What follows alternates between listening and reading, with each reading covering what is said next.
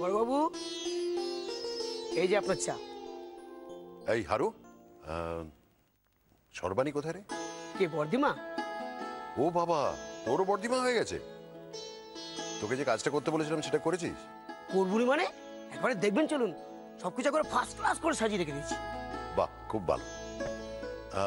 দেখে তো তোর বর্দিমা এখন কোথায়? এই জয়ন্ত, এই মেয়েকে সামলাতো আমার দ্বারা কিছুতেই সম্ভব হচ্ছে না। কেন, কি হয়েছে রে? কি আগে সমস্যাটা শুনি।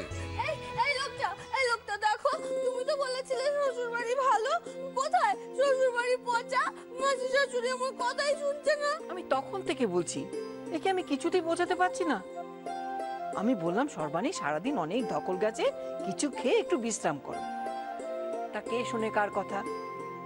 আমার বিশ্রাম নিলে হবে? আমার মেয়েটার কথা তাহলে কে ভাববে শুনি? আচ্ছা ঠিক আছে, সেটা হবে। শোনো সর্বাণী, না, শুনবো না। আমার মেয়েটা খালি কাঁদছে, খাচ্ছে না, ঘুমোচ্ছে না। ওর জন্য রান্না করবো কোথায়? হ্যাঁ, হাড়ি নেই। হাড়ি কোথায়? হাড়ি ঘুমাবে কোথায়? খাট নেই, শ্বশুর বাড়ি পচা, এখানে কিচ্ছু নেই। তুমি মিথ্যে কথা বলেছিলে যে শ্বশুর বাড়ি ভালো। ভালো না, একটুও ভালো না। আমার মেয়ে যদি কিছু না খায় আমিও খাবো না। যাও। ঠিক আছে, তোমায় খেতে হবে না, ঘুমোতে হবে না, এখন শুধু তুমি আমার সঙ্গে চলো। কোথায়? আগে চলো না, তারপরেই দেখবে। চলো চলো।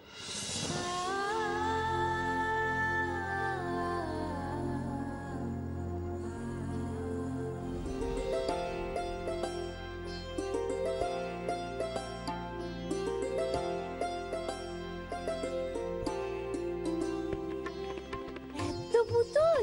হ্যাঁ, সব তোমার জন্য। সব আমার? সব।